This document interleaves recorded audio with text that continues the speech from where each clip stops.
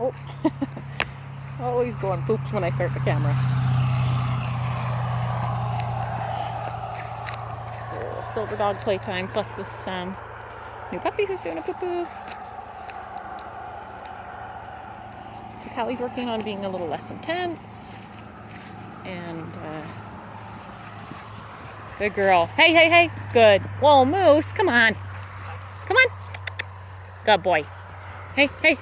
Good girl. Good girl. Nice. Good job. Good job. Callie. Yes. Good girl.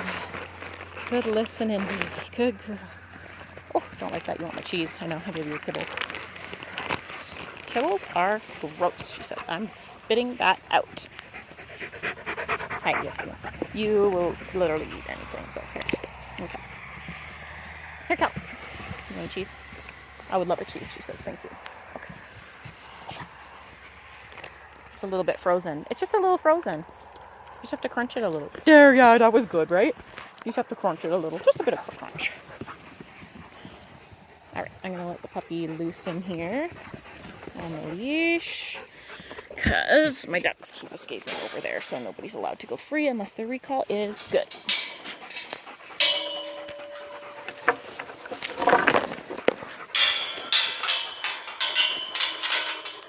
Okay, here we go.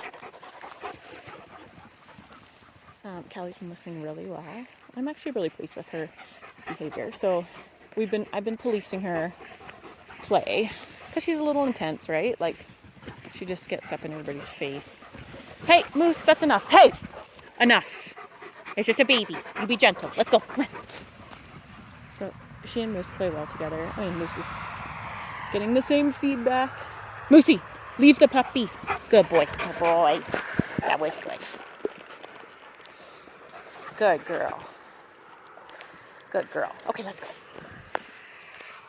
So usually, unless I'm interrupting the actual play, like so Moosey's like really pestering that puppy and I want to like give some feedback in that moment, then I'll use my hey interrupter to stop the play.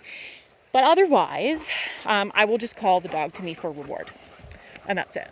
So I won't like, if I can catch it ahead of time. And that's really what you want to do. Because she's so intense, like anytime she's really, anytime she's running at a dog, I would just assume that she's going to be too intense.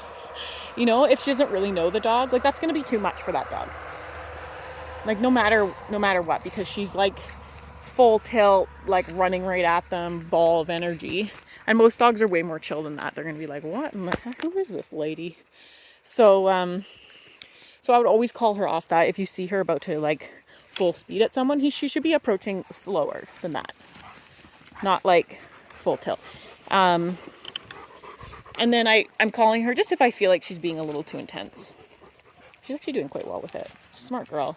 Like I feel like she knows. You've already been doing it, so she knows that she's a little bit much. You're a bit much, Callie. Are you stuck? My goodness. You got stuck? You poor thing. You poor thing. But now, so we're getting to the field. And she's actually super chill. Like, if she's loose in the house with the dog, she's like, oh, I'm going to play, like, all the time. But when there's other stuff to do, like, she's loose in the field, she's not doing it. So that says to me that she's not actually, like, whoa, you're a nutter butter. She's not actually, like, hyper dog focused. She's, like, hyper activity focused. Like, she just needs stuff to do because she's so fit and active. Like, her body type is lean and tall. Like, she's like just a classic. Like we don't get a lot of classic pit bulls. We get a lot of like pit bull, American bully mixes now. And they're way more chill because they're like heavier and shorter. And she's like really athletic, like ready to rock and roll. Like body of a lab with more muscle, right? So she's got more stamina. Like she likes to play with Moose because he's a lab and they like run and like to bump, but she's got way more stamina and muscle, like lean muscle than he does.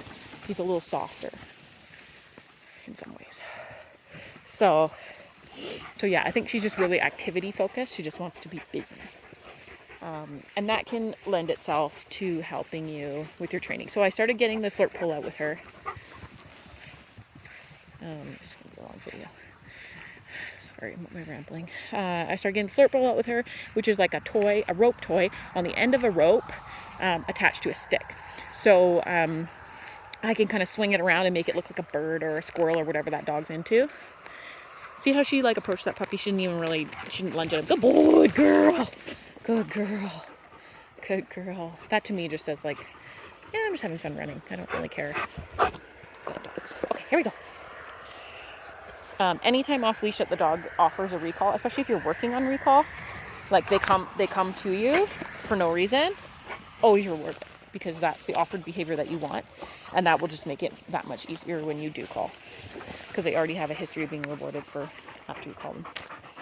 Good pupper. Boop. Oops for everyone. Okay, let's go.